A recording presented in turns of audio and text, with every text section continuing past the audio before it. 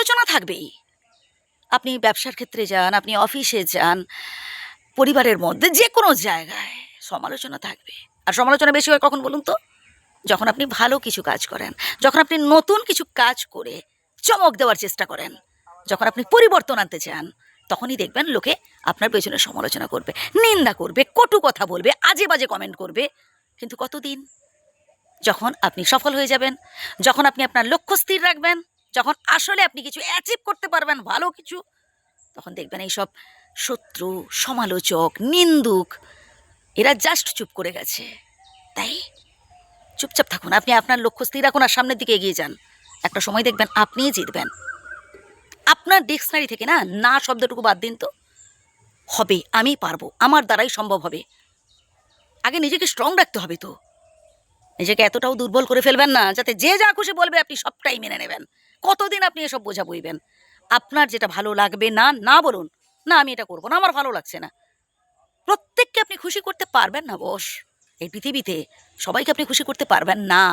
আসলে আপনি তো মন থেকে চাইছেন, এটা বাস্তব কথা। আপনি তো অন্যায় কিছু দেখছেন, আপনি তাদের ভালো করার জন্য মুখ ফুটে কিছু বলছেন না, প্রোটেস্ট করছেন না, আপনি মেনে নিচ্ছেন হ্যাঁ ঠিক আছে। না, এটা তো ঠিক নয়। যেটা অন্যায় বলুন যে না এটা ঠিক নয়, আমি এই কাজটা করবো না। তাকে খুশি করার জন্য সে আমাকে ভালো বলবে তাই আমি করে যাব, নেভার। আপনার যদি মনে হয় যে না এই কাজটা করা ঠিক, আপনি করুন। আগে নিজেকে প্রশ্ন করুন, আপনার কোনটা ভালো লাগছে।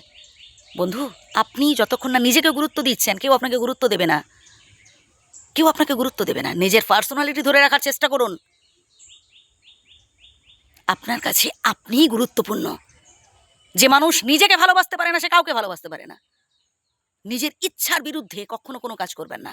সৎ পথে থাকার চেষ্টা করুন, ভালো কিছু করার চেষ্টা করুন। আর একটা কথা বলি এর সাথে, নিজের থেকে দাঁড়াবার চেষ্টা করুন।